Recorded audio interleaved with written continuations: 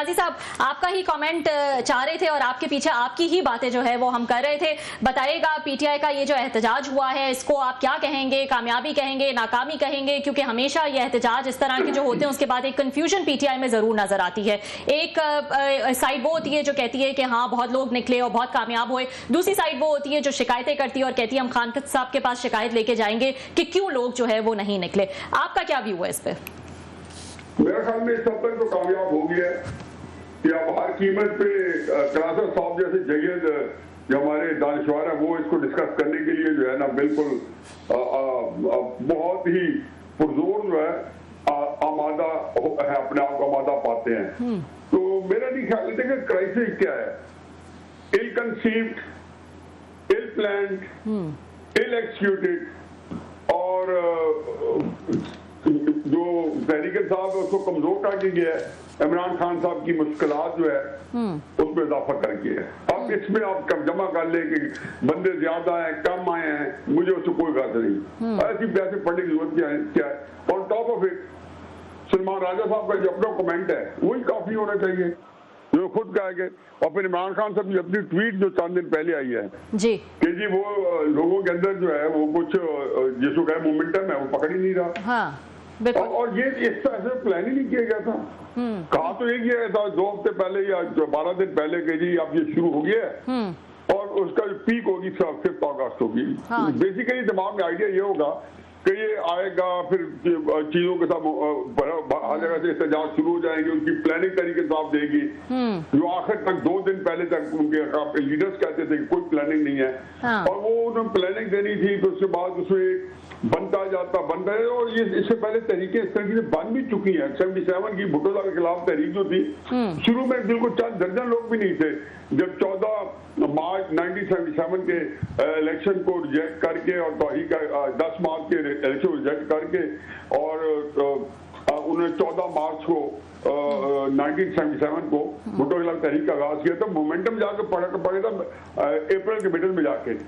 अब इनका ख्याल ये था कि 5 अप्रैल को इतना मोमेंटम होगा कि हम जाके वो कहेंगे कि हम ना करें और हम कहेंगे फिर निगोशिएट करो हमारे साथ। इमरान खान साहब के लिए को better deal, respectable way out, exit plan होगा। ये सारी चीजें जो है ना ये ऐसी हैं कि जिसमें सिवाय नाअहली के और कुछ भी नहीं है। बस आप ये एक प्लान करना भी ऐसा जो है नाअहली है, क्योंकि इमरान खान साहब को तहरीक साहब को समझना चाहिए जी इसी तनाज़ुर में कि जो उनका जो असर से बात करने का जो वक्त है ना वो गुजर गया है। बस एक वक्त था जो हो सकती थी। अब इसमें देखें अब नाकाम है कामयाब है, मेरा ख्याल है, मेरे तो ये हाथ से कलाम है कहता नजर के होना चाहिए था, नहीं होना चाहिए था। लोग कहते थे कि कामयाब नहीं होगा, उसकी रीजन भी थी कि कभी आज तक इनके एहतजाज कामयाब हुए ही नहीं है, तो ये क्यों होता। और मैंने तब भी कहा था, मैंने कहा बेटे भी आ जाए तो नहीं होगा। तो ये बताइएगा ना न्याजी साहब, आप कह रहे हैं कि इन द एंड शायद इनका प्लान ये था कि फिर इस तरह से जो है वो एहतजाज निकलेगा, ये तारीख पहुंचेगी, एक डील जो है वो नेगोशिएट होगी। ऐसा लगता है कि किसी धोखे में जो है वो पीटीआई नजर आती है। ये वो कहते हैं ना रेगिस्तान में महराज जिसको आबे सराब कहते हैं कि पानी अभी नजर आ रहा होता है, फिर जब आप उसके करीब पहुंचते हैं तो आप देखते हैं कि ये एक धोखा है। तो पीटीआई के लिए भी एक धोखा है, उनको लगता है वो बड़ा डील के करीब पहुंच रहे हैं और वो चलते जाते हैं, उसके चक्कर में वो तहरीक भी निकालते हैं, बहुत सारी कोशिशें करते हैं, लेकिन जब वक्त करीब आता है तो कोई डील वील की तो कहीं दूर दूर तक जो है वो बात नजर नहीं आती। तो पीटीआई को ये समझ नहीं आ रही, किसको समझ नहीं आ रही कि इन चीजों से उनकी जो कॉज है इमरान खान की रिहाई वो तो पूरी होती हुई नजर नहीं आ रही, बल्कि अब तो लग रहा है कि ये डाइंग कॉज है। मेरे ख्याल में जो आपने जैसा इशारा किया मैं तो उसको कोई ज्यादा खाते में नहीं लाता हूँ। नेसी बड़ी इंपॉर्टेंट चीज है, लेकिन मैं क्योंकि किसी और एंगल से सोचता हूँ। मैं ये सोचता हूँ कि सिरे से आपके पास ये कैपेसिटी नहीं है। अच्छा ये भी कोई बड़ी बात नहीं है कि बंदों की जो इस्तेदाद होती है और उनके अंदर जो एक कुव्वत जिसको कह रहे हैं सियासी हिकमत अमली जो होती है वो भी कमी पेशी हो जाती है। तो उसका मतलब ये पता हो कि आपके अंदर ये इस्तेदाद नहीं है। अब आपको ये भी नहीं पता कि आपके अंदर ये अहलियत नहीं है। फिर उसके बाद आप मसर हो कि नहीं आपने प्लानिंग करनी है, जबकि आप 29 साल के अंदर मैं बार बार कहता हूं कि कोई एक तो आपका सियासी अमल हो या सियासी फैसला हो जिसमें इमरान खान साहब जिस पे इतराज सके या जिसमें उनको बाद में अफसोस ना हुआ कि हाँ ये गलत हुआ। एक اور کہا کہ میں جو کچھ بھی رول میں بھی ہو نیوٹرل بھی ہو گیا. تو جب آپ نے 97 سے جب سے 96 میں پارٹی بنائی تو آپ نے جب سے بنائی تب سے لے کے اور 97 کے الیکشن سے لے کے جس میں آپ نے بائیک آؤٹ کرنا چاہیے تھا آپ نے لڑا, اور آج تک آخر تک جو کچھ آپ کرتے ہیں ایون یہ جو اسٹیشن سے گفتگو کرنی یا اس کا پورا اندازہ لگانا ہے کہ وہ سنزو جو ہے نا 3000 سال پہلے جو مشہور چائنیز جنرل فلاسفر پولیٹیشین جو کہہ کے گیا تھا کہ know yourself and know your enemy, یہ ایک سیاست کا ایک بنیادی اصول ہے, بنیادی, کہ آپ جب کسی کے خلاف الیکشن لڑ رہے ہیں, ایم این اے کا, ایم پی اے کا, پرائم منسٹرشپ کا, یا کسی فوج سے لڑ رہے ہیں, اسٹیشن سے لڑ رہے ہیں, تو آپ ان کی طاقت کا بتائیں اور دیکھیں کہ ان کے مقابلے میں آپ کے پاس وہ طاقت ہے کہ طاقت سے لڑ سکے, اگر نہیں ہے تو پھر کون سے ہتھ کنڈے استعمال کیے جائے. To cut the story short, وہ یہ ساری چیزیں تو ہے ہی نہیں, تو کیسے میں سمجھ لوں کہ وہ اپنے لیے کو راہ جو نکال سکے راہ. آپ نے یہ ساری باتیں جو آپ نے بتائی ہیں, ابھی ڈیل کی جن سے بات ربیہ نے آپ سے پوچھا, تو حذیفہ رحمان صاحب ہیں, وہ منسٹر ہیں, شہباز شریف صاحب کے بڑے قریبی ہیں, انہوں نے 2-3 ٹی وی انٹرویوز میں انکشاف کیا کہ خان صاحب کے ساتھ ہماری ڈیل تقریباً ہو گئی تھی. وہ کہتے ہیں یو کے اس میں ڈپلومیٹس جو ہیں وہ خان صاحب سے جیل میں جا کے ملے, پھر حکومت سے ملے, بات چیت طے ہو گئی. وہ خان صاحب چاہتے تھے ہم یو کے جانا چاہتا ہوں میں, تو انہوں نے اس پہ انکار کیا. انہوں نے کہا جناب کسی مڈل ایسٹ کے کنٹری میں چلے جائیں, تو خان صاحب وہاں پہ بھی راضی ہو گئے. اس کے بدلے میں انہوں نے سوری کرنی تھی اس سے فوج سے. تو اگلے دن جب ساری باتیں ہو گئی تھیں تو اگلے دن انہوں نے پھر بیان دیا کہ فوج کو مجھ سے معافی مانگنی چاہیے, اور یہ پھر ڈیل نہیں ہو سکی. تو do you believe in it کہ یہ ساری اس طرح کی ڈیل انڈرسٹینڈنگ ہوئی ہوگی اور یو کے جیسے ایکٹیو ہوا ہے اور یہ ساری ڈیل کی باتیں ہیں؟ حذیفہ رحمان اگر being very close to Shahbaz Sharif sahab, ایسے تو غیر ذمہ دارانہ بات تو نہیں کریں گے سر وہ ٹی وی پہ.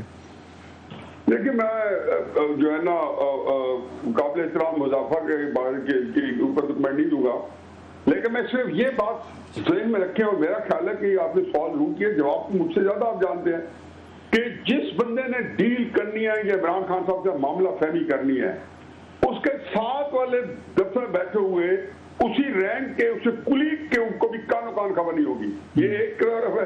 دوسری طرف آ جائے, اگر عمران خان صاحب نے ڈیل کرنی ہوگی تو عمران خان صاحب کے سائے کو کسی کو بھی نہیں پتا ہوگا کہ عمران خان ڈیل کر گئے, کسی بندے کو نہیں بتائیں گے. ہاں تو یہی کام نواز شریف صاحب نے, آپ کی بات کو نواز شریف صاحب نے تو یہی کچھ کیا تھا نا, وہ تو بعد میں مشاہد حسین صاحب نے, اور نہیں سر چھوٹی سی بات سر, غوث علی شاہ صاحب مشاہد صاحب نے بھی یہی کہا تھا کہ اکٹھے ہم وہاں پہ جیل میں تھے, ہمیں ہوا نہیں لگنے تھی, اڑ گئے اور وہ لندن چلے. آپ بہت دور چلے گئے. میں اور آ گیا, دو باتیں کاٹوں گا, بات جو آپ کر رہے ہیں اسی کو میں سمیٹ دوں.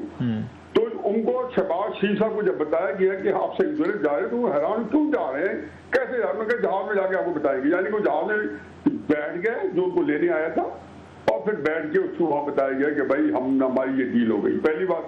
دوسری بات ہے حذیفہ چھوڑے, اس وقت تو حذیفہ کے جو باس ہیں جس کے وہ قریب ہے جو جیسے تیسے شہباز شریف صاحب, ان کے فرشتوں کو بھی نہیں پتا کہ عمران کے ساتھ کیا سلوک ہونا ہے. وہ میری اور آپ کی طرح اندازہ تجربہ کار آدمی ہیں, خود بھگت چکے ہیں, نہیں وہ کہتے ہیں فوجی حکام سے بھی ملاقاتیں ہوئی تھیں ان ڈپلومیٹس کی یو کے کے. میں تو بتا دیا, اب اس کے بعد تو ہم اس کو تبادلہ دے لیں کسی طرح سے, لیکن جو قصہ مختصر یہ ہے کہ جو کچھ عمران خان صاحب کے ساتھ جس بندہ ڈیل کر رہا ہے اپوزیشن میں, اس کے ساتھ والے دفتر میں اس کے کولیگ کو, اسی کے رینک کے آدمی کو بھی کانوں کان خبر نہیں ہوگی. اچھا سر لاسٹ کوشچن سر, آپ سے ہم نے 15 منٹ کا وعدہ لیا تھا, یو آر ویری, آپ ہمیں انکار نہیں کر سکے, ڈنر پہ ہیں آپ. سر یہ بتائیں آپ کیا واٹ از ناؤ نیکسٹ, آپ خان صاحب کے لیے کیا ہے؟ ڈیل شیل بھی ہوا ہو گئی, لوگ بھی بہہ رہے, بیچارے لڑے جھگڑے جو بھی تھا جیسے تھا, اب 5 اگست یا 6 اگست کے بعد آپ کیا ہوگا سر؟ کچھ نہیں, خان صاحب کے لیے بہت بہت جو یہ مشکلات جو بھی ہیں, یہ اس کا لامتناہی سلسلہ ہے اور کہیں ختم نہیں ہونے والا. لیکن اصل مسئلہ یہ نہیں ہے, اصل مسئلہ یہ کہ خان صاحب کا جن لوگوں سے مقابلہ یہ نبرد ازما ہے, ان کے لیے کون سی آسانی ہے, اور کوئی عمران نے نہیں پیدا کی, حالات کے حاضرہ نے پیدا کی ہوئی ہیں. لیکن صاحب ذرا آپ عمران کے بارے میں تو میں ایک سیکنڈ بتا دیا کہ لامتناہی سلسلہ ہے پیریڈ. اب ذرا تھوڑا سا اس کو ایلیبریٹ کر دیں کہ اس کے مقابلے میں جو ہے ان کی کون سی آسانی ہے. ایک پاکستان کے عوام الناس جو ہے, جو ہم سارے متفق ہیں عمران خان صاحب کے پیچھے یکسو ہے, اور وہ اگر یکسو ہے تو آپ یہ کہیں کہ آپ نے جو آخری چیز ہوتی ہے جو آپ لوگوں کو ناراض کر کے کسی ملک کے اندر کوئی بادشاہت کرے، حکومت کرے، یا آپ اس ملک کے اوپر کوئی اپنا جو تحکمانہ قسم کا جو ہے رول ادا کرے.